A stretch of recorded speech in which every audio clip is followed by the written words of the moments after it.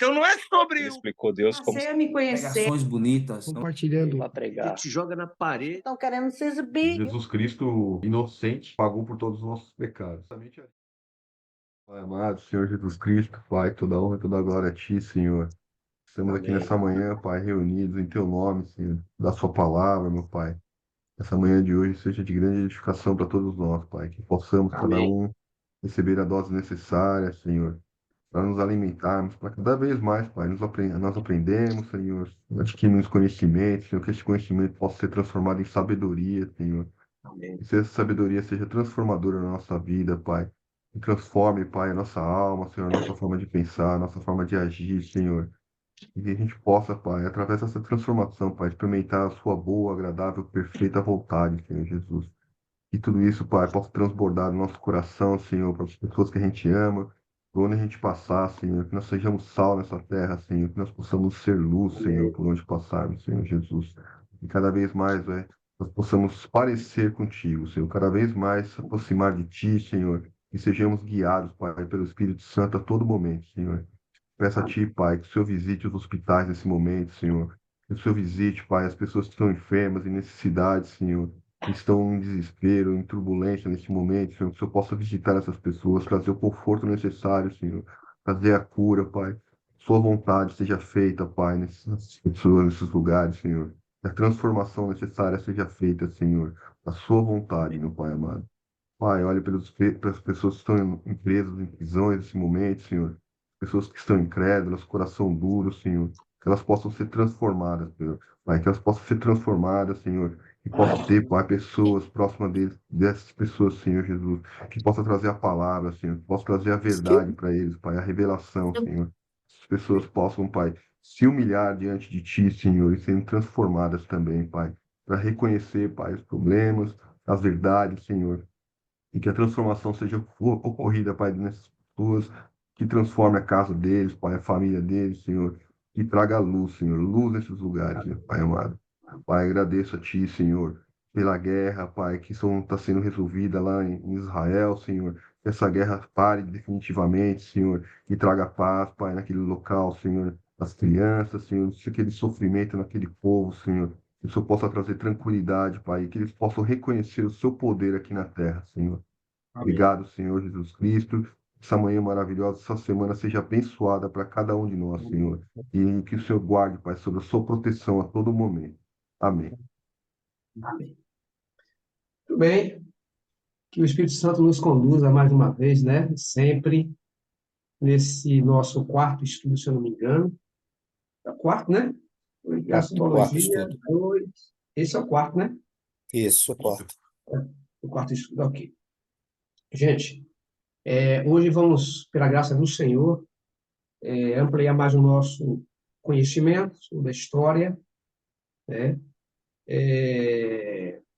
Daniel agora já não estava mais em Babilônia, quando teve essa visão, capítulo 8, já estava na Média Pérsia, então Babilônia aqui ela não entra, ela sai de circulação, tá? Vamos encontrar aqui no capítulo 8, inclusive é um dos capítulos talvez mais complexos da Bíblia, é o capítulo 8, capítulo 11 de Daniel, e no capítulo 9 ele teve uma dificuldade para entender algumas coisas do capítulo 8, porque algumas coisas ele vai ser revelado aqui, a Bíblia vai falar o que representa, né? Mas teve algumas coisas que ele ficou confuso, foi preciso, lá no capítulo 9, ele orar a Deus, pedir sabedoria, e como ele era uma pessoa muito amada, aí Deus mandou o anjo Gabriel descer lá, a velocidade da luz, né, ou sei lá, maior, e antes que Daniel acabasse a oração, o anjo Gabriel já estava ali, que é o anjo assistente, já estava ali para desvendar os mistérios que ele não havia entendido, tá? Então, você vê que a profecia, a gente estuda que ela própria vai se revelando, né? Apesar de ser símbolos, e nós precisaremos da história, né? Para poder acompanhar esses acontecimentos. Eu sempre falo assim, a profecia é uma história antecipada que Deus colocou no seu livro para ser estudado. Né? Estudado não pode ser fechada de forma alguma, tá? Mas antes de entrar no assunto, eu vou fazer aqui duas perguntas a vocês aqui. Primeira, o que significa a palavra anticristo? Quem pode me responder aí? Anticristo. O anticristo, ele viria antes ou depois de Cristo? O que é que vocês acham? Quem pode dar um toque aí? Antes, Hã? antes, Quem eu entendo que falou? é antes. Eu, Ciro falou antes. Alguém concorda com o Ciro aí? O anticristo ele viria antes ou depois de Cristo?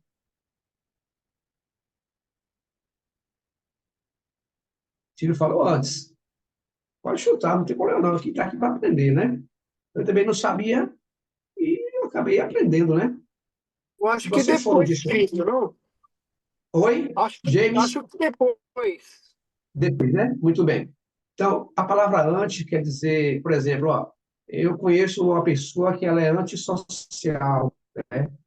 Ela é antidemocrática, é alguém que é contra, correto? Então, James acertou em cheio, viu, James? Então, o anticristo, ele não veio antes de Cristo. Ele veio depois de Cristo. Por quê? Ele veio para desfazer exatamente tudo aquilo que o Senhor havia dito em sua palavra. O anticristo veio para desfazer e colocar coisas que não são verdades.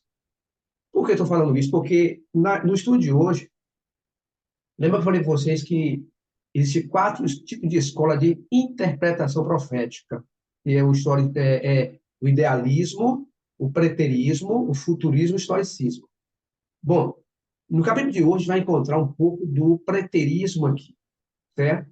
O preterismo, porque algumas pessoas estudaram o capítulo 8 e entenderam que o anticristo, ele veio antes de Cristo. E não é verdade. Como James falou, o anticristo ele veio depois para desfazer as obras que o Senhor havia dado aos seus discípulos, né, os seus ensinamentos. Então ele não poderia vir antes, tinha que vir depois do que estava escrito, correto? Então, a gente vai estudar, porque tem um ponto aqui importante da profecia, um dos versos mais complexos, porque trouxe uma confusão no mundo preterista, ao afirmar que o antigo rei, vou até adiantar aqui o nome dele, chamado Antíoco Epifânio, era esse anticristo. Ó, o preterismo fala que o Apocalipse e Daniel já aconteceram, de Roma para trás. Bom, se já aconteceu todos os acontecimentos, alguma coisa está de errado. Por que Jesus não voltou aí? Então, não bate, né? Não bate. A gente vai entender qual é esse verso para vocês que o método preterismo ensina que se refere a esse rei Seleucida da linhagem lá dos gregos. Isso é muito importante. Ele fez alguma coisa terrível lá no passado e que o preterista insiste em dizer que ele é o anticristo. Vou dizer o que ele fez aqui, né? Já antecipado aqui. Antíoco Epifânio foi um rei da 4ª geração de Seleuco, um dos generais de Alexandre, e ele não gostava dos judeus. O que foi que ele fez numa época? Ele simplesmente mandou caçar os judeus, ele entrou no Templo de Jerusalém, certo? Ele já havia sido reconstruído no Fundo de Salomão, quando o Ciro deu ordem para reconstruir o templo. Então, ele entrou no Templo de Jerusalém, no segundo templo, chamado de Zorobabel, né, que Neemias participou, Esdras, e ele ali, ele fez uma afronta ao povo judeu. O que ele fez? Ele pegou um porco, uma porca, e chegou no altar, onde se sacrificavam os cordeiros, os pombos, as rolinhas, e aquele sacrifício apontava para o Messias que viria. Ele sacrificou um porco, um animal imundo do altar dos judeus. Aquilo foi uma afronta muito grande. E além de fazer isso, ele pegou a estátua do deus grego maior. A gente sabe que é um panteão de deuses que os gregos tinham, mas ele pegou a estátua de Zeus e colocou dentro do templo. Ele fez uma profanação no templo. Por isso, alguns preteristas entendem que ele é o anticristo. Como é que ele poderia ser o anticristo se Jesus não tinha vindo ainda? E Antíoco ele viveu no ano 168 antes de Cristo. Foi quando Roma tirou os gregos de circulação e atuou. E ele foi o último rei Seleucida da época que Roma tirou de tempo. E esse comentário eu vou ler aqui no livro de Isaac Newton, ele fala sobre essa questão aí, certo? Então, Antíoco ele não destruiu o templo. Ele profanou o templo com aquilo que ele fez. Certo? Ele profanou. Ele não, só que Jesus fala que, lá em Mateus 24, 15, o abominável que viria ia destruir o templo, como realmente aconteceu. Certo? Ok. Outra pergunta aqui, essa ficou bem entendida, né? Anticristo vem depois de Cristo. Outra pergunta. Quando fala de besta, você sabe que às vezes, se você for no meta aqui, vai encontrar significado. Por exemplo, besta, a gente entende que pode ser um animal, correto? As bestas feras que Deus criou. Segundo, pode ser uma arma, aquela com flecha, chamada de besta. Pode ser um carro.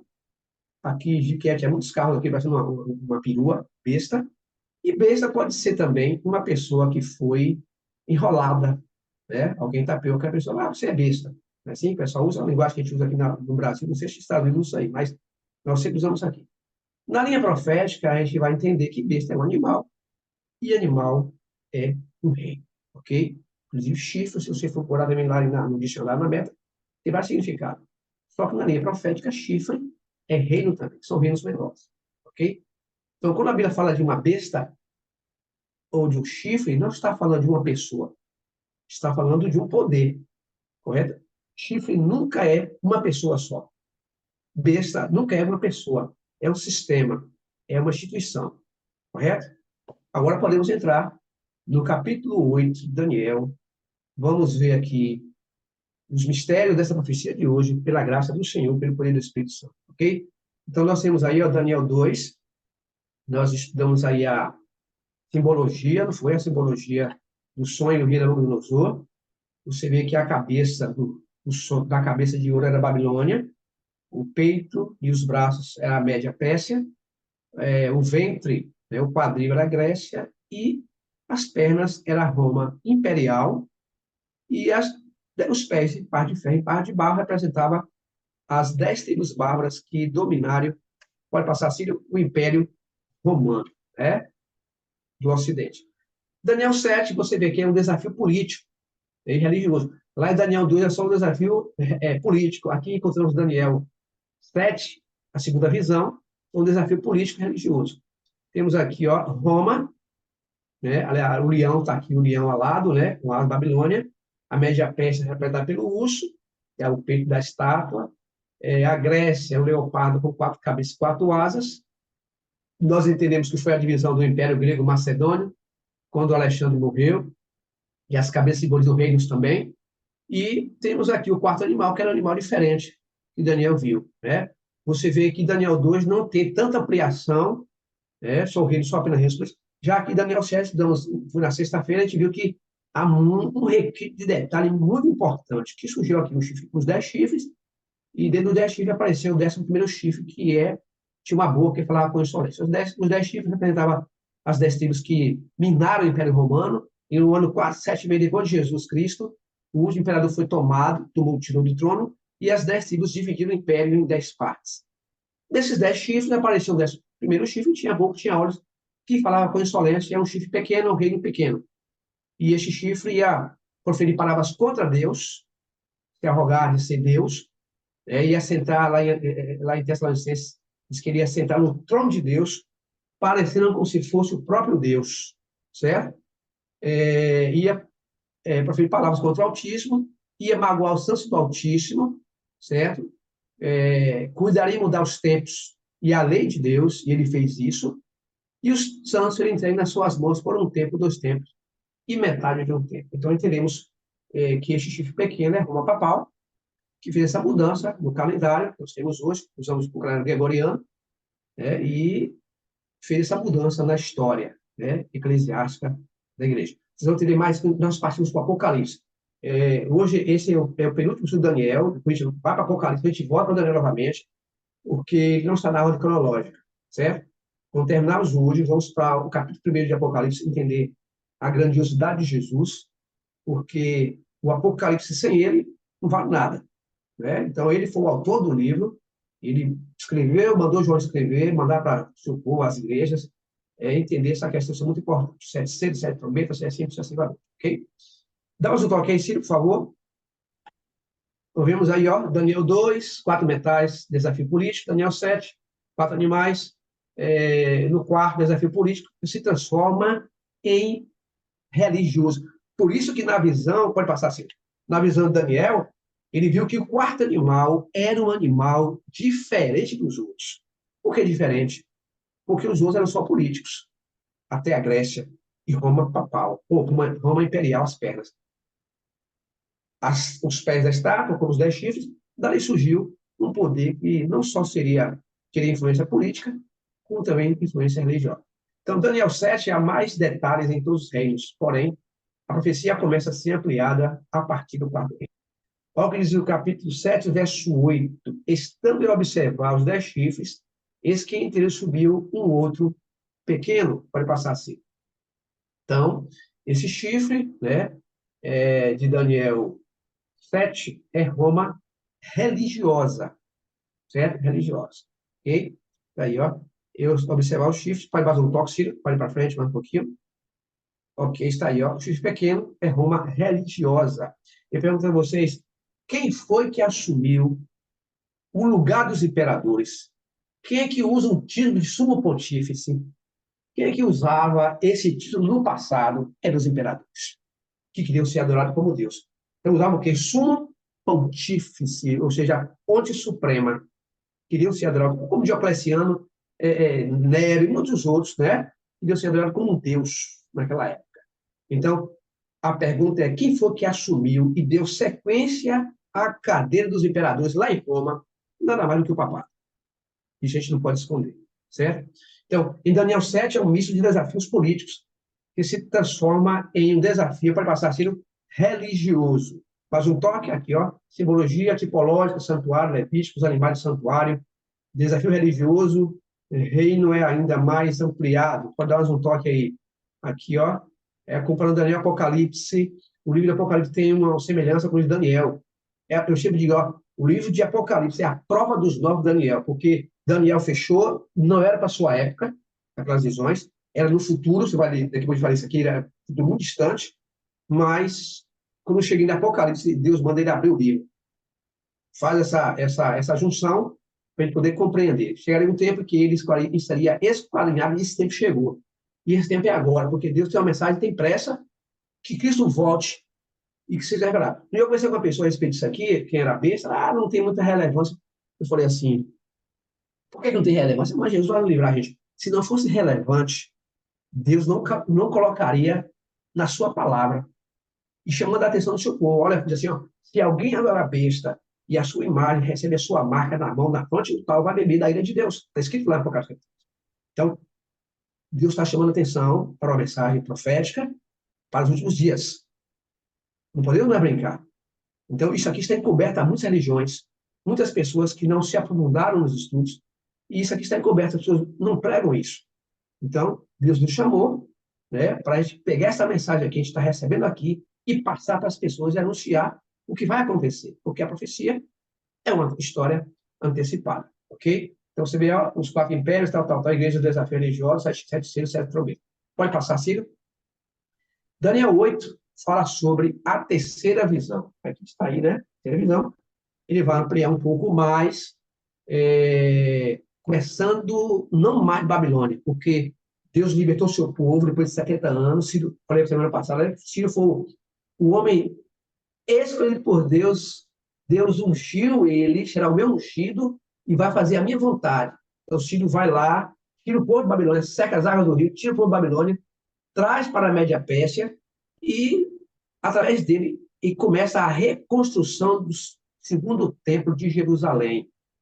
Então, é lá dentro, na Média Pérsia, que Daniel tem essa terceira visão. Então, é uma visão simbólica, né? Simbólica, simbologia, tipológica, que é a terceira visão. Vamos passar? Vamos lá, sim. Ó, no ano terceiro, Daniel, verso 1, no ano terceiro do reinado de Belsazar, apareceu uma visão a mim, Daniel, depois daquela que me apareceu no princípio. Eu vi na visão, e sucedeu que, quando vi, eu estava na cidade de Suzã, na província de Elão. Vi, pois, na visão, que eu estava junto ao rio Ulai. Pode passar? Diz assim lá, ó. Então, levantei os olhos e vi, e eis que diante do rio estava o carneiro, o qual tinha 2 chifres E os dois chifres eram altos, mas um mais alto que o outro. E o mais alto subiu por último. Interessante isso aqui, né? Carneiro, né, é um animal e animal é um rei. Esse animal tinha dois chifres altos e um era maior do que o outro. Se você voltar para Daniel capítulo 7, lá quando Daniel tem a visão do segundo animal, que foi o urso, ele viu que o animal tinha 3 costelas na boca. Uma semelhança muito grande com esse carneiro aqui. Lá ele fala que o animal levantou de um dos seus lados. Presta atenção nisso aqui. O animal levantou de um dos seus lados e tinha 3 costelas na boca e dizia assim, ó, levanta, devora muita carne. Quando você vê aqui para Daniel capítulo 8, você vê que ele vê um bode com 2 chifres e um era mais alto que o outro. O que é que esse chifre mais alto que o outro tem a ver com o levantar do urso de um dos lados? Uma coisa muito importante. Vamos lá adiante? Mais um ciclo? Vamos lá. Olha só. Pode passar assim. Então, a hora que Daniel viu na visão, vi que o carneiro, né, dava amarradas para o ocidente, para o oriente e para o meio-dia. Um momentinho, deixa eu só voltar um pouquinho, peraí, deixa eu ver se eu passei. Ah, tá, o carneiro, o bode, né? E tal. Aqui é o carneiro, Então, viu que o carneiro dava o quê? Amarradas para o ocidente, para o norte e para o meio-dia. E nenhum animal podia estar diante dele, nem havia quem pudesse livrar-se das suas mãos. Ele fazia conforme a sua vontade e se engrandecia. Então, ele dava o quê? O que amarradas? Ele dava chifrada. O que ele encontrava pela frente, ele destruía o carneiro, né, com 2 chifres. E não havia ninguém que pudesse livrar-se das mãos desse carneiro. E ele se engrandecia. Olha o que a profecia fala. Vamos para frente? Vamos lá, Ciro. Olha bem, então ele viu, na visão de Daniel, ele viu esse carneiro, né, 2 chifres. Só que na visão também, olha o que Daniel vê no capítulo 8, verso 5, diz assim, ó, estando eu a observar, esse que é um bode, não é mais um carneiro, é um bode, vinha de onde? Do ocidente, né? Sobre toda a terra, mas sem tocar no chão. Este bode tinha um chifre notável entre os olhos. Coisa interessante. O bode não voa, né? E o leopardo tinha 4 asas. O leopardo não voa, né? O que é que tem a ver o leopardo com o bode que vinha voando? O que é que tem a ver, o urso, o carneiro, com o urso com 3 costelas na boca? Então, ele diz que este bode, ele vinha voando, né? Ó, sem tocar no chão, ele vinha voando. E este bode tinha um chifre notável entre os olhos. Unicórnio, né? Geralmente, quando você vê um animal com chifre, é chamado de unicórnio. Então, este animal, além dos 2 chifres que ele tinha, o bode, ele tinha um chifre notável, estava entre os olhos. Vamos dar um toque? Vamos lá. Eu vou deixar que a própria Bíblia interprete para vocês quem são esses animais, tá bom? Ok. Depois a gente faz um comentário.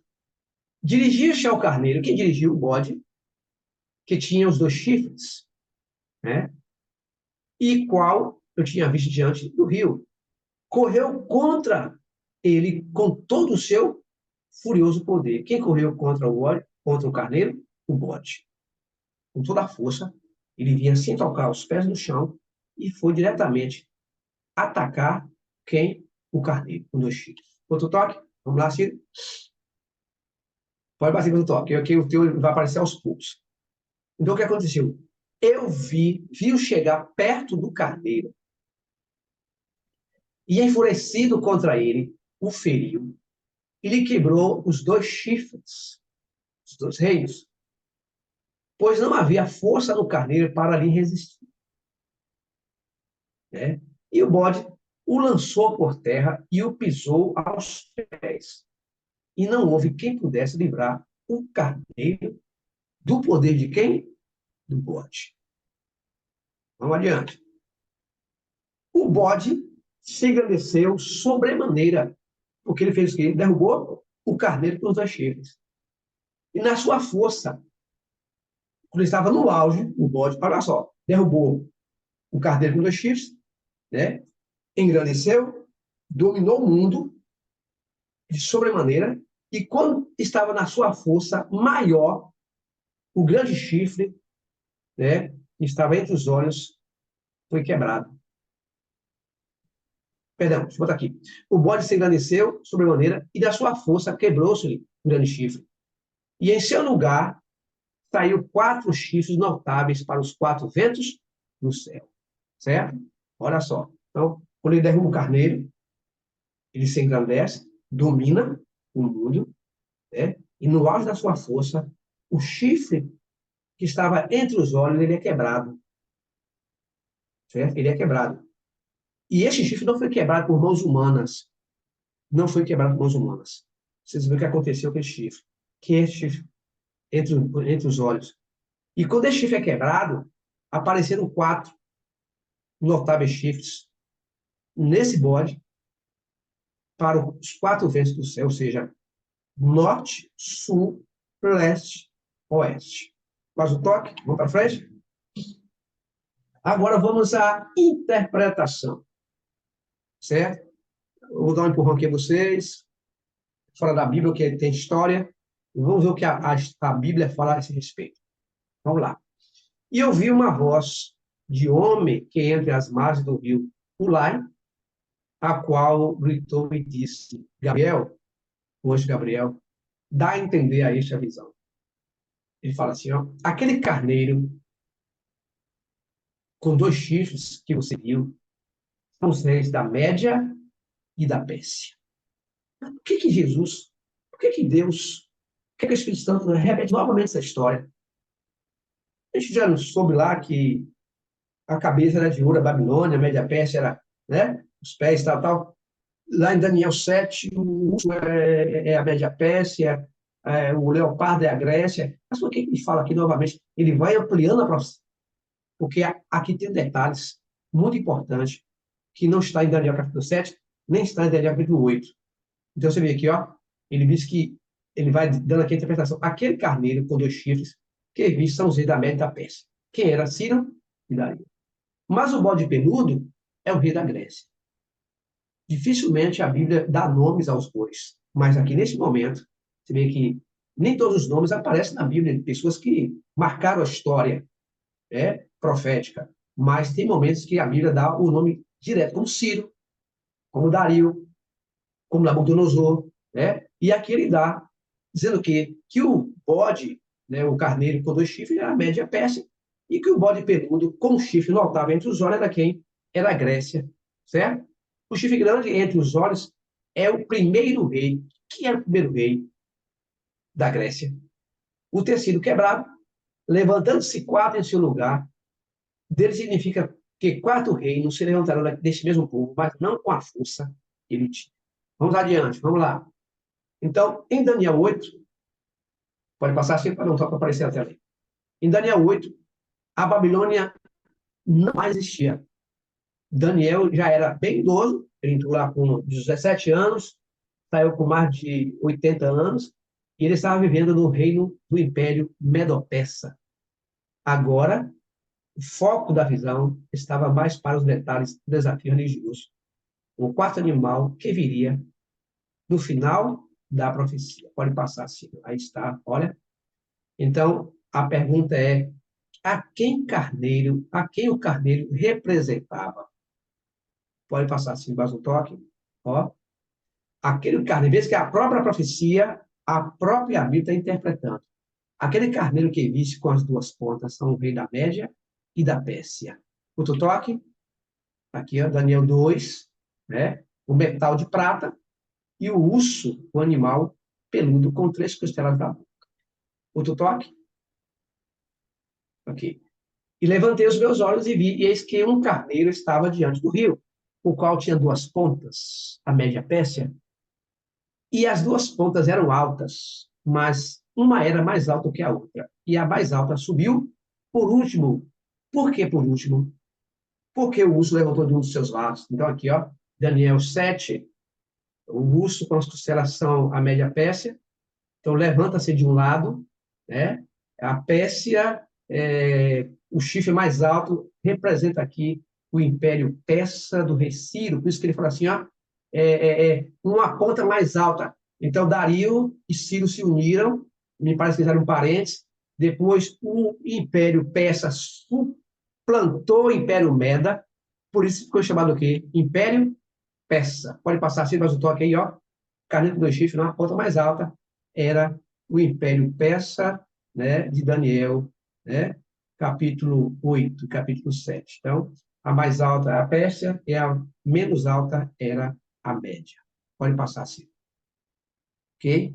Vamos adiante. Isso, vai adiante, vai passar. Mais um toque. Aqui. Então, temos dois chifres, a Pérsia, do rei Ciro, o maior chifre que dominou, o último, a média, o rei Dario, que dominou primeiro. Vamos lá. Vi que o carneiro dava amarradas para o ocidente, para o norte e para o sul. Outro toque, aqui. Ó. Daniel 7, três costelas, simboliza a conquista da Média Pérsia, foi, pode passar assim, a Lídia, em 456 a.C., Babilônia, 539 a.C., e o Egito, no ano 526 a.C. Pode passar. Marradas para o ocidente, conquista a Lídia, para o norte, conquista a Babilônia, para o sul e o Egito. Ok? Aqui o segundo animal. A pergunta é, quem é o bode peludo? A quem ele representava com um chifre notável entre os olhos? A Bíblia vai responder. Daniel 8, verso 21. Mas o bode peludo é o rei da Grécia, e a ponta grande que tinha entre os olhos é o rei primeiro. Quem era ele? Aqui, ó. Pode passar mais um toque, você vai observar. A minha profecia, a metal de bronze, o quarto animal é o bode peludo com chifre entre os olhos. E o chifre notável entre os olhos, pode passar mais um toque, Ciro, ó, quem era? Eram os gregos, e o rei maior, que diz Daniel 8, é o rei Alexandre o Grande. E com poucos anos, dominou o Império Grego-Macedônio e passou a governar mundialmente naquela época. Então, o chifre foi quebrado aqui, ó, representa um bode, por um bode que tinha um chifre grande entre os olhos, né? E os que vieram não eram igual a ele, não tinha a força que ele tinha. Alexandre era muito inteligente, morreu novinho, com 32 anos, alguns dizem que ele morreu de febre do pântano, outros que ele morreu envenenado, não se sabe a causa realmente da morte dele. Sei que ele levou 5, não sei quantos dias bebendo e acabou falecendo. Bom, aí está, vai passar assim. O chifre grande entre os olhos representa Alexandre o Grande, o rei da Grécia. Certo? Ok. Vai passar. Alexandre o Grande estava no auge da sua carreira, sua fama, quando morreu. E o grande chifre foi o quê? Ele foi quebrado. Mais um toque, tá aqui, ó.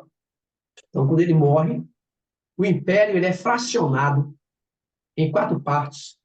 As 4 cabeças do leopardo e os 4 chifres que apareceram na cabeça do bode peludo. Certo? Então, quando ele morre, não deixou descendentes, só um irmão, que era meio demente. Sua esposa, Roxana, e um filho que ele teve com ela, não herdaram o trono, os generais mataram essas pessoas, e com tirando de circulação essas pessoas, o reino foi dividido em 4 partes. Cassandro, Lisímaco, Ptolomeu, Seleuco. Cada um ficou com uma parte do império, né? Pode passar, Ciro.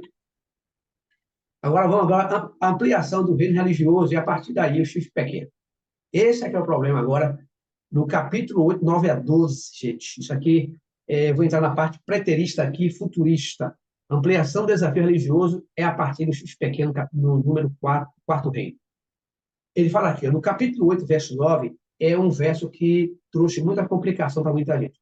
Tanto que hoje eu trouxe aqui, ó, eu trouxe 2 Bíblias, aliás, 3 Bíblias. A minha, ela é que eu uso, gosto muito, é do padre João Ferreira de Almeida, a sua tradução.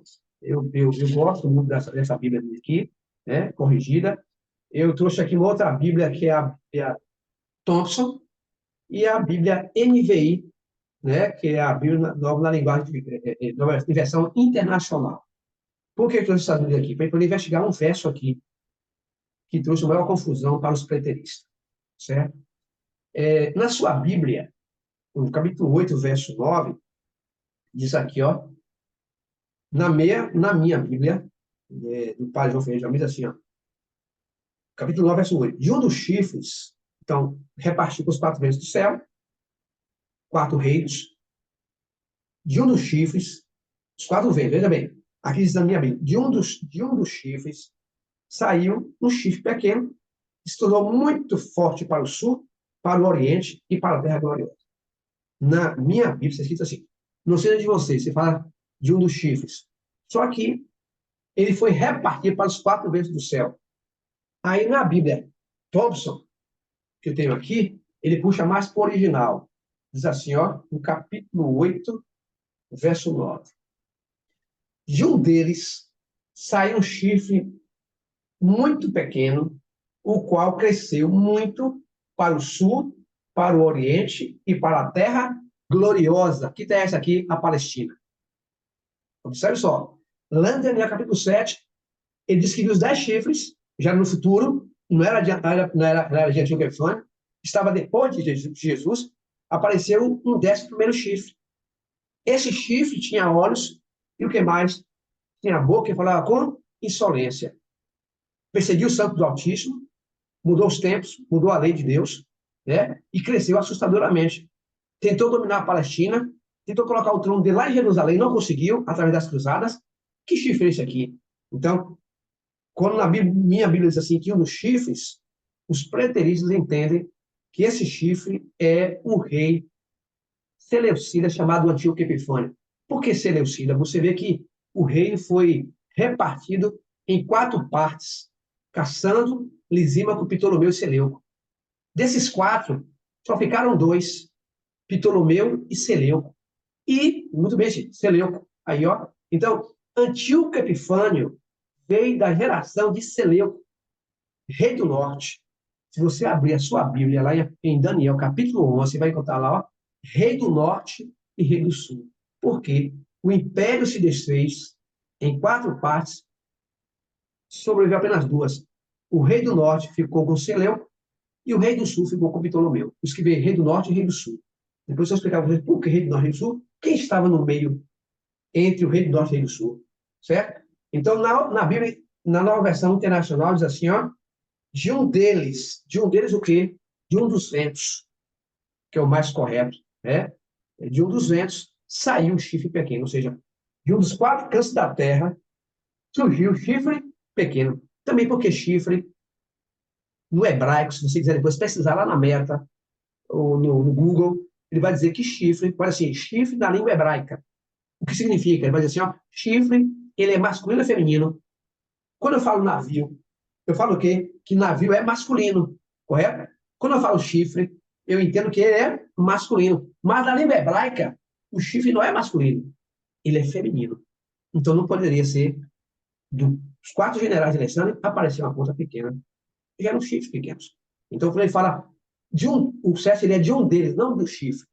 Certo? De um deles, ou seja, de um dos 4 ventos da terra, surgiu este chifre pequeno, que se tornou muito forte para o Oriente, para o Ocidente e para a Terra Gloriosa. E outra coisa, Elias se levantar contra o príncipe dos príncipes. Quem é o príncipe dos príncipes? Jesus. Lembra quando ele foi lá para ser, levou perante Pilatos, estava lá perante o governador da Judéia, estava lá Pilatos, ele estava ali diante de quem? De Pilatos, né? Ou seja, o Roma imperial crucificou Jesus. Então se levantou contra o príncipe dos príncipes. Vamos continuar lendo? Vamos lá, 4 reino, pode tocar assim. Então, de um dos ventos, de um deles, certo? Saiu um chifre pequeno e se tornou muito forte para o sul, para o oriente e para a terra gloriosa, a Palestina. Cresceu até atingir o exército dos céus e alguns dos exércitos das estrelas lançou por terra e as pisou. Sim? Engrandeceu-se até o príncipe dos exércitos, Jesus. Dele tirou o sacrifício diário e o lugar do seu santuário foi deitado abaixo. Olha só, Antíoco Epifânio, eu volto agora para Antíoco Epifânio. Antíoco Epifânio, ele profanou o templo quando colocou a estátua de Deus lá dentro e sacrificou a porca. Mas ele não destruiu o templo. Olha o que ele está dizendo aqui, ó, que ele não só profanou o santuário, como deitou abaixo. Ou seja, quem foi? Vocês que com certeza devem saber qual foi o poder que destruiu no ano 70 a cidade de Jerusalém e o santuário? Quem foi? Quem pode me responder aí? Só teve um poder, que foi quem? Roma Imperial. Além de profanar, quando Tito entrou no santuário, ele, além de profanar, ele derrubou o santuário, deitou o santuário abaixo e interrompeu o sacrifício e as ofertas de manjares que os judeus praticavam, certo? Então, isso foi interrompido, porque os judeus, você sabe que os judeus, a maioria não aceitou Jesus como Messias. E quando Jesus morreu na cruz, o véu do templo rasgou de alto a baixo, isso aqui é uma importância muito grande, de alto a baixo.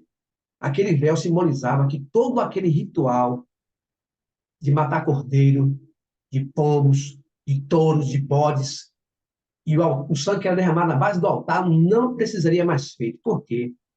Porque o antítipo, que apontava para o tipo, estava se cumprindo na cruz. Então, todo aquele ritual não precisava ser mais feito. Só que o judeu, como não aceitou Jesus como Messias, ele continuaram a praticar as mesmas coisas, porque não aceitou ele, não aceitou Jesus como Messias. Jesus disse, ó, eu vim para o que era seus, e os seus não receberam. Então, por não receber, não aceitar ele como Messias, eles continuaram a praticar as mesmas coisas, os mesmos rituais. Só que no ano 70, Roma Imperial vem e derruba o santuário e para o sacrifício de ofertas e manjares. Ali acabou. Deitou por terra o santuário, né? Atingiu o exército do céu, ó, e por causa das transgressões, deitou por terra a verdade. E o que ele fez, pode passar, Ciro? Prosperou. Ok? De uma das visões da Grécia, região do Ocidente Europeu, surgiu o pequeno chifre. Ó, veio de uma localidade bem distante da Terra. Pequeno chifre. O que significa? Tu adiantou, Ciro? Joguei. Passa o próximo agora. O próximo. Sim, ok. Então, o que significa tornou-se forte para o sul, para o oriente, para a terra gloriosa? Pode passar? Aí está, ó. O império, né? Roma dominou toda ali a Palestina, o oriente, o ocidente. Gente, isso aqui é tão importante. Observe uma coisa, ó. Depois que os generais se desfez os 4 impérios, ficou só 2, rei do sul, você está vendo aí no gráfico, e em cima rei do norte, né? O rei do sul era Ptolomeu, com a Líbia a sede quartel-general do Egito, e lá no oriente ficou Seleuco, cuja a capital era a Síria, não a Síria, a Síria. A Síria tinha existido há muito tempo, era a Síria. E no meio estava Jerusalém, a terra gloriosa. Pode observar, ó, norte e sul. Rei do norte, rei do sul. Quem estava no meio? A terra gloriosa de Jerusalém. Então, qualquer coisa que houvesse aqui, quem servia de almofada para essas guerras aqui era a terra gloriosa de Jerusalém. Agora, eu vou levar vocês aqui uma viagem interessante. Você vê que esse chifre veio de longe. Os 4 veio de longe. Agora você vai botar a sua Bíblia agora para o livro de Deuteronômio, capítulo 28. Pega a sua Bíblia aí e abra aí lá no 5º livro da Bíblia, no capítulo 28. Certo? Mas antes de ler, eu vou ler o que Isaac Newton fala com respeito a esse chifre. Ele vai dar para a gente aqui uma ajuda. Achou? Deuteronômio, capítulo 28. Antes que isso acontecesse, antes que Roma surgisse no cenário político-religioso, Deus já havia advertido o seu povo que ia acontecer. Você lembra lá de Jerusalém? Deus falou assim, lá no capítulo 24, Lucas 21, Jerusalém, Jerusalém, que mata os profetas e o que faz mais? Apedreja os que foram enviados. A casa de você ficar deserta. Quantas vezes queriam juntar vocês com uma galinha do pinto de badaru, vocês não quiseram? Então a casa de você ficar deserta. Jerusalém, Jerusalém, ó. Quando vides o abominável da desolação, Mateus 24, 15, que falou para o profeta Daniel, está lá em 24, 15, quando vides o abominável da desolação. O abominável era quando Tito entrasse no templo, desolação quando Tito destruísse o templo de Jerusalém. O que falou o profeta Daniel, quem nem entenda. Se você quiser acompanhar Mateus 24, 15, está escrito isso aí. Então, O que Jesus falou estava no futuro. Ele já estava, quando ele falou isso aqui, depois, no ano 34, 31, ele morre. No ano 31, após a sua morte, ele passa 40 dias, vai para o céu.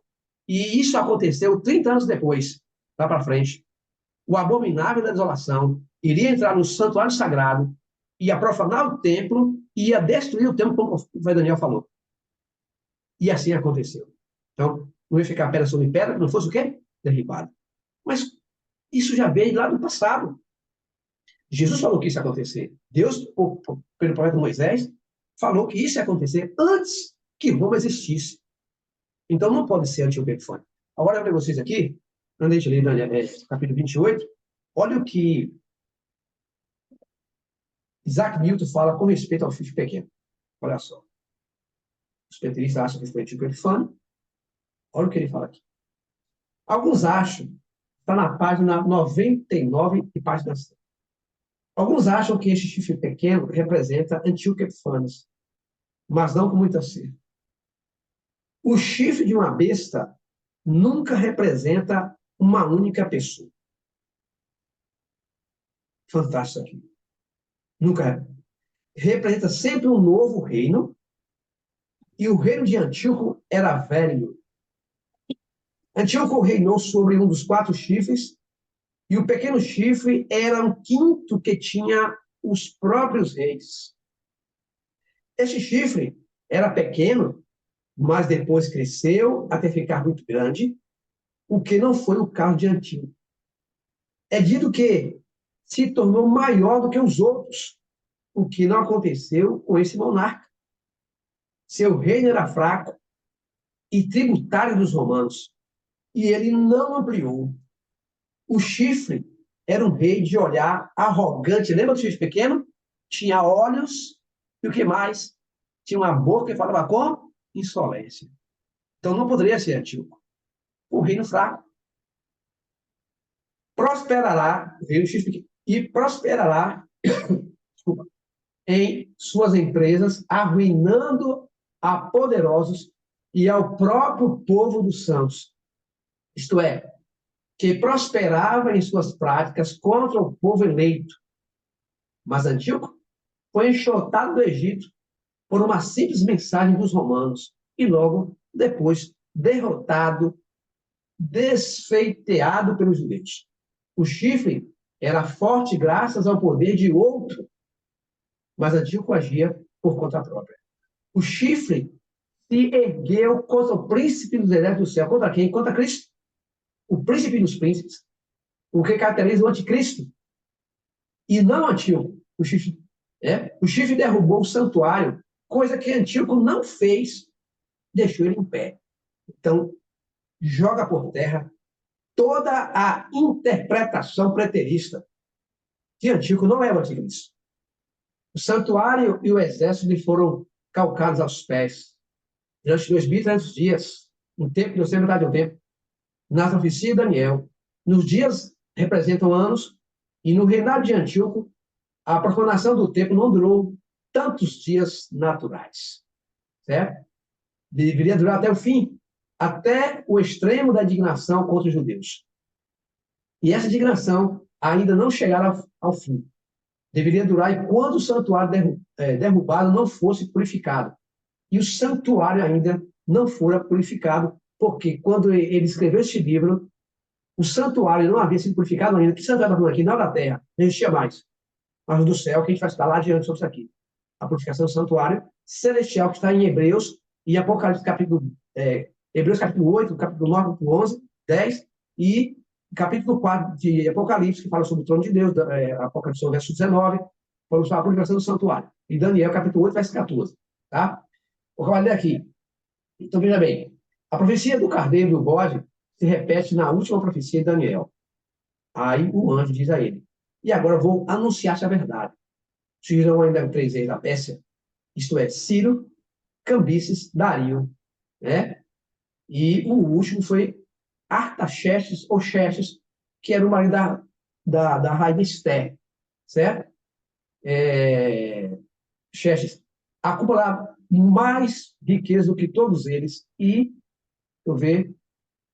de todos eles, os reinos de Javé.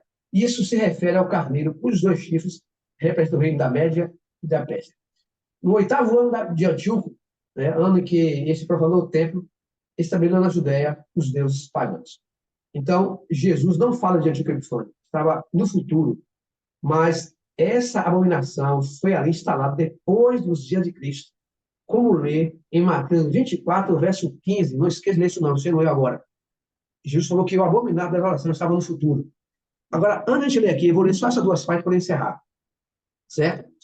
Deixa aqui, por enquanto, Deuteronômio e vá lá para Daniel, capítulo 8. Eu vou ler aqui, capítulo 8 de Daniel.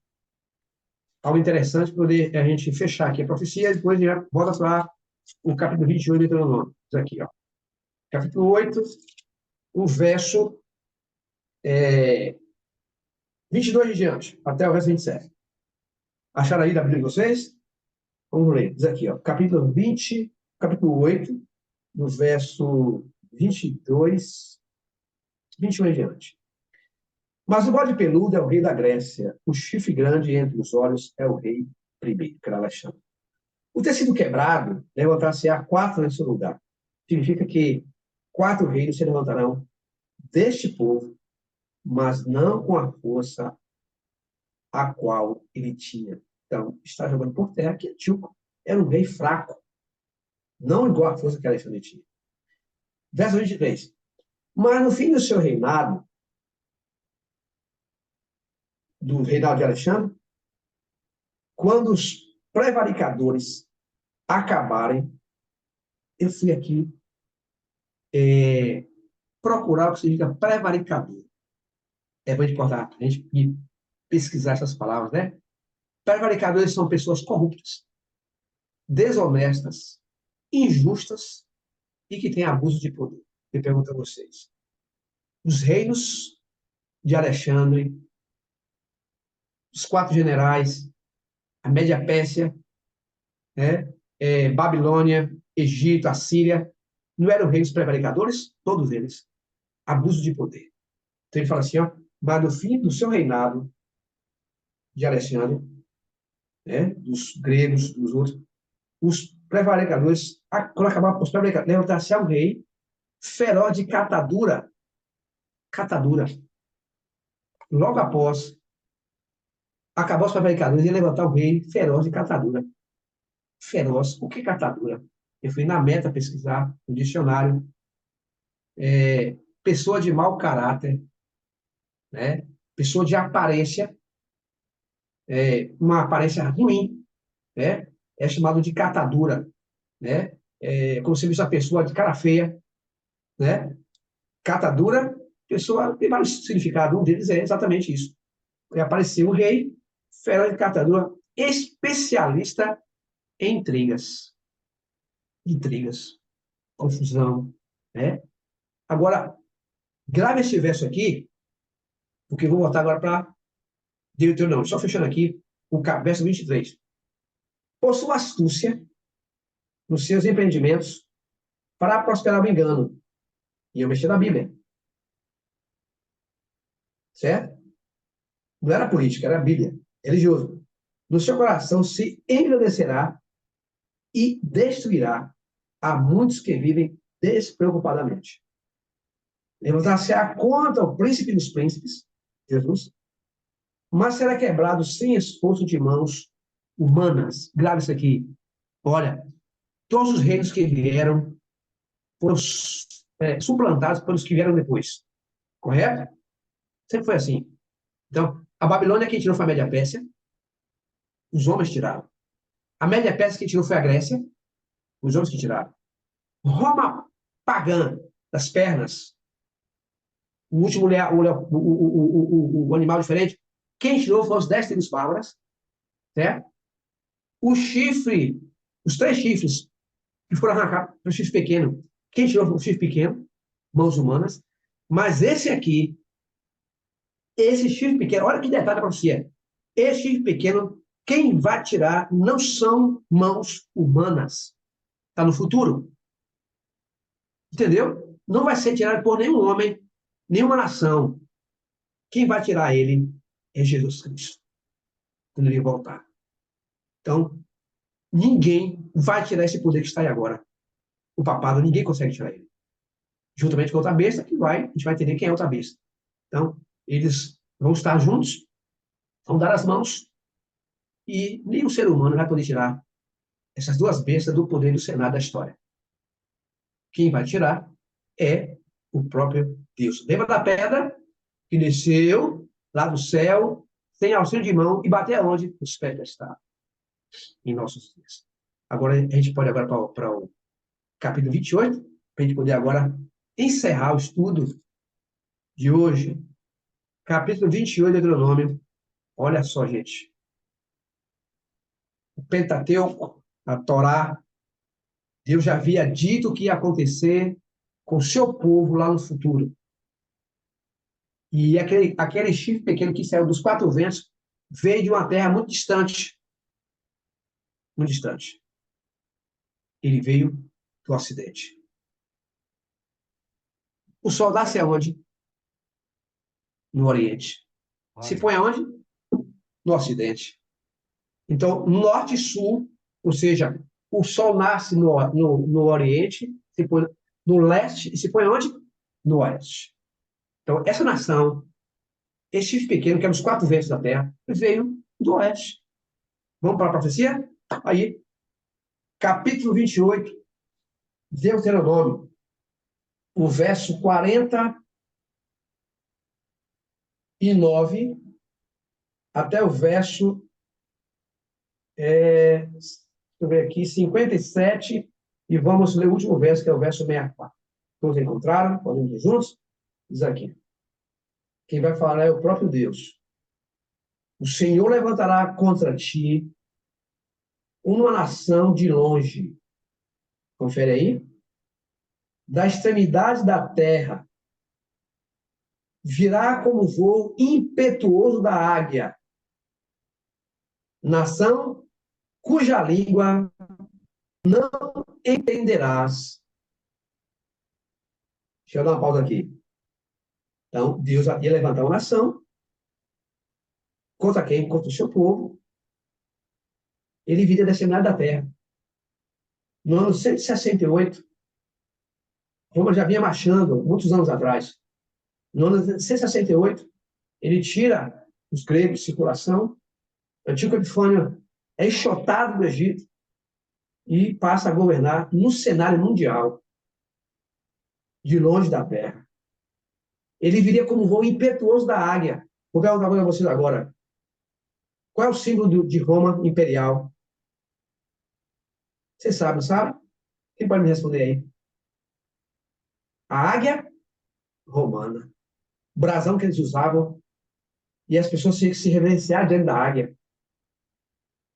Outra pergunta a vocês aqui.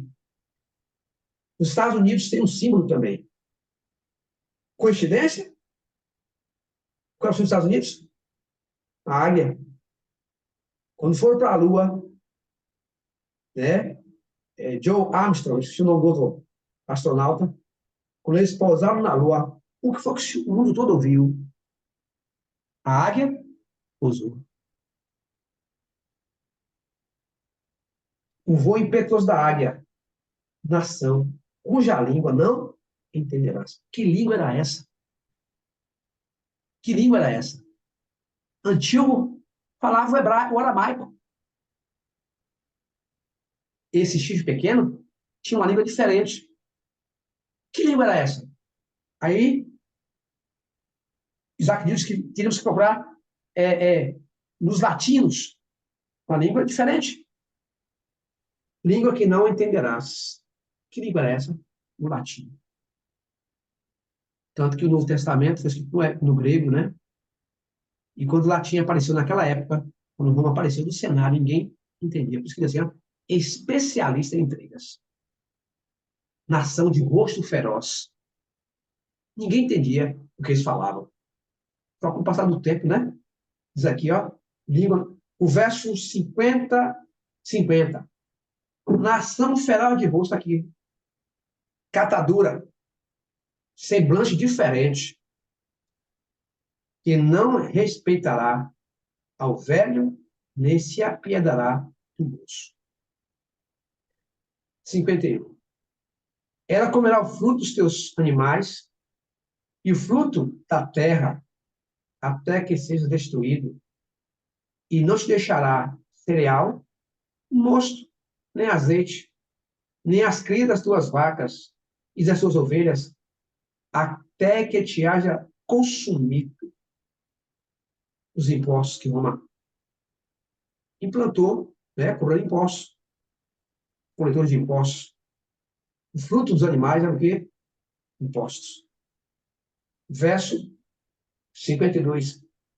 Se te artear em todas as tuas cidades, até que venhas a cair. O que não aconteceu com Antíoco.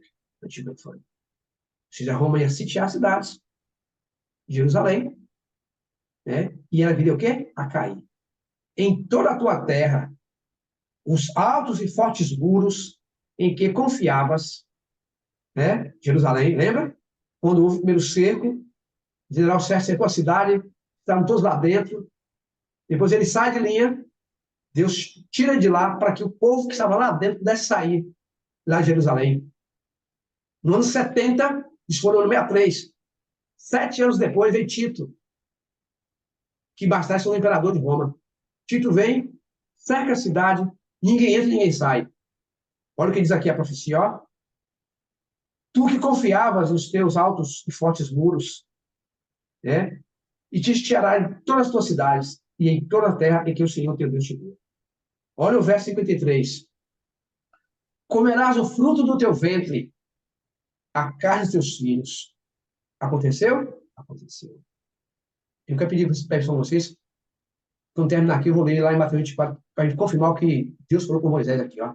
Comerás o fruto do teu ventre, a carne dos teus filhos e tuas filhas, que te der o Senhor, teu Deus, na angústia e no aperto com que os teus inimigos te apertarão. Está no futuro isso aqui. Os mais mimosos dos homens e os mais delicados do teu meio será mesquinho com os seus irmãos. Para com a mulher do teu amor e para com os demais dos teus filhos que ainda lhe restarem. De sorte que não dará nenhum deles a carne dos seus filhos que ele comer, porquanto nada lhe ficou de resto na angústia e no aperto com que os teus inimigos te apertará em todas as tuas cidades. A mais mimosa das mulheres e a mais delicada do teu meio, que de mimo e delicadeza não tentaria pôr a planta do pé sobre a terra, será mesquinha para com o marido do seu amor e para com seu filho, para com a sua filha. Nesse momento que houve na história, nos anos 70, ninguém respeitava ninguém. Era cada um por si. Cada um, o que achava, tinha que comer, porque a fome apertou, não tinha água, não tinha mais nada. Começaram a comer os cintos, começou a comer as sandálias, e quando não havia mais nada para comer, infelizmente aconteceu o que a Bíblia falou aqui. Vamos ler Mateus 24. As mulheres piedosas pegaram seus filhos, mataram, e cozeram e praticaram canibalismo. Verso 57. A mesquinha da placenta que lhe saiu dentre os pés e dos filhos que tiver, porque os comerá às escondidas por falta de tudo, na angústia e no aperto com que o teu inimigo te apertará nas tuas cidades. Forte, né? Forte. Aí o verso 64, Deus falou que eles iam ser espalhados por toda a terra, como aconteceu. Ó, o Senhor vos espalhará entre todos os povos, de uma até a outra extremidade da terra. Gente, Mateus 24 é o último verso que eu vou ler nessa manhã. O chifre pequeno não é o Antíoco Epifânio. Tanto que o chifre pequeno surgiu depois do ano 476, quando a Europa foi dividida, e ele surgiu o chifre pequeno. que bate certinho a profecia. Mateus 24, versos 15, vou até o verso 21. Acharam? Olha o que Jesus fala sobre a grande tribulação. Quando, pois, vides o abominável da desolação, de que falou o profeta Daniel, do lugar santo. Quem lê, quem entenda. Então, os que estiverem na Judéia, fujam para os montes. Quem estiver eirado, não desça a estrada alguma coisa. E quem estiver no campo, não volte atrás a buscar a sua casa. Ai das que estiverem grávidas, e das que amamentarem naqueles dias. Orai para que a vossa fuga não se dê no inverno, nem no sábado. Porque nesse tempo haverá grande tribulação, como desde o princípio do mundo e até agora não tem havido, nem haverá jamais. Então, ele mandou o Senhor Jesus assim, ó, orem pela fuga de vocês, para que ela não aconteça no inverno nem no sábado. Por que ele falou isso? Porque sair, fugir no inverno ali, não era fácil. E por que não acontecer no sábado? Porque o sábado é o dia da oração, e eles estariam todos reunidos nas sinagogas ali, e Tito ia pegá-los todos de surpresa. E eles oraram. E o primeiro cerco aconteceu numa quarta-feira. Aconteceu, e numa quarta-feira eles fugiram. Quando Sérgio fez o cerco na cidade, eles estavam lá dentro. O povo de Deus estava lá dentro. E ninguém saía, ninguém entrava. Não se sabe quanto tempo durou aquele cerco. O que aconteceu é que, misteriosamente, Jesus cumpriu a sua promessa. Saiam daí. Mas como sair? Estava cercada a cidade. Deus salvou o seu povo. Misteriosamente, Sérgio pegou as suas hostes nas legiões romanas e voltou para Roma. Do nada. Ninguém entendeu. Ele volta para Roma e os judeus, os zelotes, que eram os revolucionários daquela época, vai atrás, mata os soldados, traz os despojos, e essa notícia chegou até Roma. Isso foi no ano 63. 7 anos depois, veio Tito para destruir a cidade. Sabe quantos cristãos estavam lá dentro de Jerusalém? Nenhum. Porque todos ouviram a profecia, entenderam que era de sair, e foram para as cidades mais próximas de Jerusalém, chamado Pela, ficaram por lá. No ano 70 vem agora o segundo cerco. Ninguém saía, ninguém entrava. Aumentando o tempo. É como a polícia faz com o sequestrador, né? Corta a luz, corta a água, não tem alimento. O que aconteceu lá foi isso. Ficaram com fome, com sede. Quando alguém pegava alguma coisa, tomava, era cada um por si. Pai não respeitava filho, filho não respeitava pai, mãe não respeitava filho. Aí chegou o ponto de as próprias amas matarem seus filhos e comerem cozidos, por falta de alimentos. Irmãos, a profecia ela se cumpre à risca. O mundo protestante hoje, eu falo para vocês assim, porque eu tenho estudado muito profecia, investigado muito, e o cristianismo vai chegar um momento na história que vai dividir no meio. Temos grandes coisas para conversar pela frente aí ainda, viu? Sobre ecumenismo, sobre o aquecimento global, né? Sobre o ecumenismo, e muitas coisas para a gente poder conversar profeticamente. Irmãos, que Deus nos abençoe. Se houve alguma coisa que eu falei que talvez ofendeu alguém, eu creio que não, porque a gente estudou a história da profecia, que nos perdoe, mas essas verdades precisam ser faladas. E precisam ser ensinadas também. Tá bom? Você tem alguma pergunta a fazer? Agora é com vocês. Tá bom?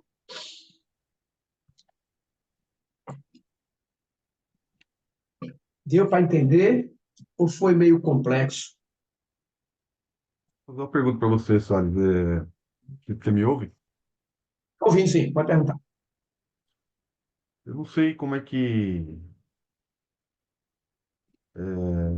Bom, não sei como que você vai responder isso. Também sinto-se à vontade a não querer responder. Se Mas eu eu não entendo souber, que. eu vou responder, senão. Eu só posso responder o que sei, né? O que eu não sei, também eu vou investigar e tentar lhe responder, né? Eu não, né? O Espírito Santo. Esses dois últimos, capítulo 7 e capítulo 8, você trouxe muita revelação falando muito sobre Roma, né? Sobre o Papa, sobre a Sim. Igreja Católica, né? quando você aborda, não sei se você já teve oportunidade, entendo que você tem uma caminhada longa já, e já deve ter tido alguma oportunidade, por exemplo, de sentar com um padre, sentar com alguém da Igreja Católica que tenha, né, que seja da Igreja Católica, né? E Sim, eu entendo sim, que essa briga ela não é carnal, ela é espiritual, né? Então, assim, não é contra a pessoa, né? E sim, né, sim. do espírito, né? Não é contra a pessoa, não. E quando Sistema, você né? senta para conversar com uma pessoa, né, que defende uma bandeira, né, que é da Igreja Católica, Sim, e já talvez sentei não tenha muitas essa vezes. revelação, ou talvez Isso. tenha, como que ele lida com isso? Como é Rapaz, que... você fez uma pergunta para mim aqui agora, que eu vou te responder, porque eu já passei por essa experiência. Eu já evangelizei muitas pessoas católicas sinceras. Eu falo sincera, porque você sabe que lá dentro da igreja romana tem muita gente sincera. É ou não é? Não só lá, como no espiritismo, como no candomblé. Onde você não tem lugar, você tem pessoas sinceras que são tementes a Deus. O povo de Deus está em toda a face da terra espalhado. É ou não é? O lugar está bom de Deus. Mas existem verdades que eles não conhecem aí. Precisa conhecer. Então, eu vou te contar só uma experiência de uma pessoa aqui, que é daquelas, entre outras, né, que eu já conversei. Essa moça, uma senhora, né, ela veio da religião católica, praticante, a mãe dela, as irmãs, até hoje são católicas, praticantes, e ela um dia aceitou esse estudo, né, bíblico. E eu ia à casa dela todos os dias, uma vez na semana, que a gente faz assim, uma vez por semana aqui, né? Vai, estuda a Bíblia. E foi estudando como vocês aqui agora. E isso foi abrindo o leque dela, né? Foi abrindo o leque, foi abrindo, ela foi entendendo, o Espírito Santo foi trabalhando na vida dela. Camarada, quando chegou no estudo da besta, porque assim, você vê que eu não estou mostrando a vocês aqui coisa que é inventada por minha mente. Isso aqui é história, né? Isso aqui é profecia. Então, a gente pega uma direção aqui, não tem como você escapar, porque isso aqui está relatado em toda a história, em livros eclesiásticos, livros enciclopédia, tem livros de civilização, estilo primitivo, tudo está englobado aqui dentro. Então, quando eu cheguei nesse assunto, que eu estudei com ela já estava já ciente, né? Ela chegou, baixou a cabeça assim, e chorou copiosamente. Chorou copiosamente. Eu parei o estudo. Ela falou assim, ó, gente, eu fiquei enganado esse tempo todo. Esse tempo todo. Aí ela falou assim, eu falei, agora, cabe a você agora o que você recebeu, transmitir às pessoas. E ela faz isso até hoje. O esposo dela largou ela por causa disso. Sabe? Olha que coisa. O esposo largou ela. O esposo era católico também. Por causa da decisão que ela tomou. As irmãs, a família ficou contra ela. Uma irmã que era muito chegada ficou de mal com ela mais de 2 anos ou mais, não sei quanto tempo. Ficou de mal com ela por causa disso. Mas ela permaneceu firme até hoje. Está firme até hoje. Então, você vê, eu já passei, não foi só uma vez por essa experiência, eu estou com 42 anos nessa caminhada aí. De profecia, eu devo ter uns 30 anos estudando. Nem sempre tive esse, assim, Deus me deu esse conhecimento, mas eu resolvi estudar essa história eclesiástica da igreja, o que aconteceu na história da igreja, para poder transmitir. Então, você vê que o que nós estamos aqui tem coerência. Não é fruto da imaginação de nenhum ser humano. Por quê? Porque é Deus abrindo o nosso leque para o que vai acontecer lá na frente. Quando a gente chegar em Apocalipse, que é o estudo da próxima semana, a gente vai deixar um pouco o Daniel agora, porque a gente vai para Apocalipse. Depois a gente volta para Daniel novamente, para a gente poder entender mais alguns assuntos que estão em Daniel. Certo? Então, assim, eu tive essa experiência, não foi uma vez só, não, várias vezes também. Né? E várias pessoas que vieram de lá, estudou profecia, estudou com a gente, tomaram a sua decisão. Porque, assim, Deus vai me julgar a mim, a todos nós, de acordo com o conhecimento que eu tenho. Ele não pode me julgar alguma coisa que eu não conheço. Correto? Então, se eu não conheço, Deus não pode me condenar por isso. Mas quando a luz chega, um dia eu falei com uma amiga minha, católica daquela, sabe? E praticante. Em gosto da Bíblia, ela falou, não, eu tenho medo do Apocalipse. Falou para mim. Eu tenho medo do Apocalipse, tenho medo. Eu moro, você pode ficar tranquilo. O Apocalipse não é aquilo que as pessoas falam. Elas falam de uma destruição, isso, o quê, isso, o quê. Não. É uma revelação de Deus para nós. É preciso estudar o livro. foi fechado, né? Por muitas pessoas, às vezes ele está aberto, ele precisa ser lido, precisa ser estudado, precisa ser compreendido, né? Então, lá em Daniel 12, verso 10, assim, os sábios entenderão, os ímpios não iam entender. Não sei se pude responder a sua pergunta. Aliás, É, pegando o que Hã? você falou aí, desculpa, Fábio, só um comentário aqui rapidinho, é que no Sim. próprio livro de Apocalipse, lá no começo, ele fala: Bendito aquele que lê e entende. E ouve, tem pessoas que não sabem ler, mas elas ouvem e faz o quê? Guarda o que está escrito, porque o tempo está próximo, muito próximo. Então, o livro foi feito para ser entendido. Por que que ele vem em símbolos? Porque se viesse na linguagem literal, não existia mais não, viu? Sabia? Não existia mais não. Os inimigos dele, de que ele fala, já tinham destruído há muito tempo, para não chegar nas nossas mãos. Está aqui porque é uma linguagem simbólica, muitas pessoas leem e não entendem. Então, vai tocando o barco. Mas Deus deu a nós, ao seu povo, né, capacidade de interpretar a profecia e ensinar as pessoas. Então, não pode ser fechado, o- tem que ser aberto. Aquele, esse- aquele documentário que você indicou lá no grupo, Constantino, Sim, meu seria, Deus você do céu, assistiu? Você assistiu? meu Deus do céu, cara, é maravilhoso Rapaz, aquilo ali, é Constantino foi um divisor de água no riquíssimo, cristianismo. Riquíssimo, né, não é, James? é Riquíssimo aquilo muito ali, revelador, né? é muito revelador. É, ó, Constantino foi um divisor de água no cristianismo. Dividiu, ali foi o Edito de Milão, em 313. Está lá em Apocalipse, sabia disso? O Edito de Milão, o Concílio de Nicéia, ele convocou, está lá em Apocalipse. Em linguagem simbólica, ele vai entender isso aí. Então, ele foi o divisor de águas. Ele conseguiu equilibrar o cristianismo e o paganismo em uma só religião. Incrível, Fortíssimo aquele incrível, documentário. Muito forte. né? Recomendo o- Mais mesmo, alguma quem pergunta? tiver um tempinho.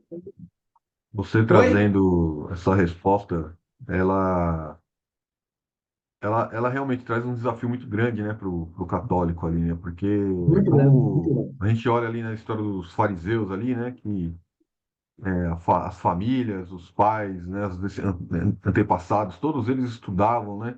De repente chega Jesus e fala, não, não é assim, né? Então, o desafio é Sim. meio parecido, né? Falou, "Pera, como assim? É, Toda a minha família sempre esteve dentro da Igreja Católica e agora você vem falar que tá tudo errado, né? Que não é, que... Agora, o que eu queria saber também era uma visão de um padre mesmo, sabe? De alguém que é conhecedor da palavra, porque o católico em tem, si, tem muitos. muitos deles, eles não conhecem a Bíblia, né? Não é Sim, incentivada a leitura da Bíblia. Isso é uma grande diferença que eu vejo da sim, igreja evangélica. A igreja evangélica, ela vai na sim. palavra. Na católica, não. Parece que a palavra ela é reservada ao clero da igreja, né? Ao padre, É, né? Aos bispos ali, como se os católicos, ó, não pode fazer o que vocês quiserem aí, porque a gente garante, né? Nós estamos aqui na palavra fazendo o seu trabalho, né? Mas a salvação é individual, né? Né? A é. salvação não é o padre que vai salvar, né? Ó, Mas o católico ele não você vê, consegue ter essa visão por ignorância que não você tem, falou mesmo. não Mas como tem. você falou também um ponto muito importante, Cristo está presente, né? Eu fui católico muito tempo e Sim, tal, e sim, sempre senti a presença de Deus, né? Sempre senti a sim. presença de Cristo, Muitos, né? Mas a muitos. ignorância, ela, né, ela acabava, né, imperando ali, né? Deus não Infelizmente, leva né? o tempo, ó, está lá em Atos, Deus não leva em conta o tempo de ignorância. Não leva em conta. Isso aí, eu tenho certeza disso aí. Então, eu sou julgado pelo que eu conheço.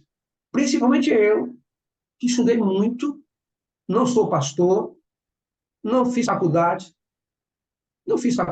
sou apenas um servo, né? Não fiz história, fiz nada disso. Tinha uma profissão minha, né, que tem nada a ver com isso aqui, apenas resolvi estudar, somente, mais nada que isso. Então, a gente vê que Deus nos concede esses dons, né, para poder transmitir às pessoas. Você quer ver uma coisa interessante, Fábio? Quando João Paulo I, você lembra que João Paulo I, ele assumiu o pontificado, lembra? Muito bem. É que ele era um bom homem, João Paulo I. Vocês lembram que ele ficou quantos dias no pontificado? Ele lembra ou não? Morreu Pouco tempo, não rápido, foi? foi? Ele ficou 30 dias. 30 dias. Você sabe que ele queria fazer uma reforma na igreja? Você sabia disso? Gente, ele apareceu morto. E vou dizer com vocês aqui, eu não vou dizer porque eu ouvi, alguém me falou para mim, não. Vou falar o que eu ouvi. Deus sabe disso, tio. Eu não lembro quantos anos eu tinha, mas eu vi na televisão que quem matou ele foi a máfia que matou João Paulo I. Ele queria fazer uma mudança. Não se faz mais essa mudança, porque o que está escrito vai acontecer. Não vai mudar mais. Esse poder que está aí, ninguém tira. Só quem tira é Deus. Então, quando a Bíblia fala de besta, de chifre, não é uma pessoa. É um sistema. Coisa também, Salles, é a gente ter esse discernimento, né? Essa empatia também, né? Porque o que você falou pode criar grandes desavenças entre as pessoas, né? Isso é um... E ter É porque eu tenho muito muita cuidado, assim, né? Eu tenho sabedoria muito para lidar cuidado. com isso. Eu tenho que ter, ó, quando eu faço, tem classes aqui, que vão pessoas católicas participar com a gente. Então eu tenho muito tato, muito tato. Eu estou com uma classe que a maioria é dia de terça-feira. Dessa pessoa que eu te falei que chorou na casa dela, ela com uma classe, né? Tô lá, toda terça-feira. Então, de pessoas são católicas lá. Inclusive na casa dela, a igreja é do lado da casa dela, a igreja católica do lado. E essas pessoas frequentam lá. Mas assim, ó, a gente vai com jeito, criando amizade, sabe? Rapaz, eu criei um laço com elas tão forte que, assim, quando a gente chega, bora da igreja, você precisa ver. Então, com isso aí, a gente conseguiu entrar. Primeiro faz amizade. Você começa a fazer amizade com as pessoas, cria aquele laço de simpatia com as pessoas e elas vão te ouvir. A gente não pode chegar lá com casca e tudo, não, porque arrebenta. Isso não aguenta, não. É muito forte, é muitos anos de erros, né? Muitos anos de erros você desfazer de uma hora para outra, não é brincadeira, não. É parecido com o processo da evangelização, né? Quando você chega, começa a falar do evangelho, a pessoa tem resistência e tal, né? É assim mesmo, Mas é assim parece que mesmo, né? ainda é mais forte ainda, né, do catolicismo, Mais porque a forte. pessoa... Mas a gente não deixa de crer no Espírito Santo porque o trabalho dele é esse, né? Quando ele vier, ele vai convencer o mundo do pecado, da justiça e do juízo. Então, esse trabalho quem faz não somos nós, né? Deus só nos usa como instrumento e o Espírito Santo é quem faz o trabalho, é que vai convencendo a pessoa, né? Ele vai lá entrando na mente da pessoa, vai falando a pessoa, ela vai abrindo a mente e vai compreendendo. Ela vai para casa porque na cabeça, ó, fica lá o tempo todo matutando, o Espírito Santo trabalhando, né? A gente sabe que tem duas naturezas, uma carnal e espiritual, e a luta começa entre as duas naturezas, mas pela graça do Senhor, quem vence é a espiritual. Então, esse é o trabalho do Espírito Santo aqui na Terra. Convencer o Tenho mundo do mais perguntas, pecado. mas eu vou guardar para depois. Tá bom. Já é 9 horas, agora eu vou abrir o meu comércio. Eu mudei de cenário porque lá na loja o pessoal chega e fica batendo na porta, eu saí para um lugar mais escondido aqui. Amém, gente? Ok? Então, amanhã a gente vai dar um pulinho agora no Apocalipse. Vamos estudar sobre o capítulo 1 do Apocalipse. Isso é muito importante. As boas novas do Apocalipse. Para depois entrar no 7C, no 7 trombetas, né? Ok? Vamos orar, Cantinho? Cuidar dos nossos afazeres agora, né? Vamos lá agora. Senhor nosso Deus, Pai eterno, santificado seja o teu nome no céu e na terra, Criador do mundo. Toda glória, honra, louvor ao teu nome, é mais ninguém. Não a nós, Senhor. Obrigado porque passamos aqui alguns minutos juntos, algumas horas, e nós sentimos a tua presença. O teu Espírito Santo falou conosco e nos orientou. Ao Senhor toda a glória, não a nós, Senhor. Toda a sabedoria, não a nós. Nos dê a tua graça nessa nova semana, nesse dia, que o Senhor nos guarde todo mal, todo perigo. Entregamos tua mão a nossa vida, a todos que ouvirem essa mensagem, que elas alcancem os seus corações, em nome de Jesus. Amém. Não é sobre Ele explicou Deus como Passei a me conhecer. Pregações bonitas. Compartilhando. para pregar. te joga na parede. Estão querendo se exibir. Jesus Cristo, inocente, pagou por todos os nossos pecados.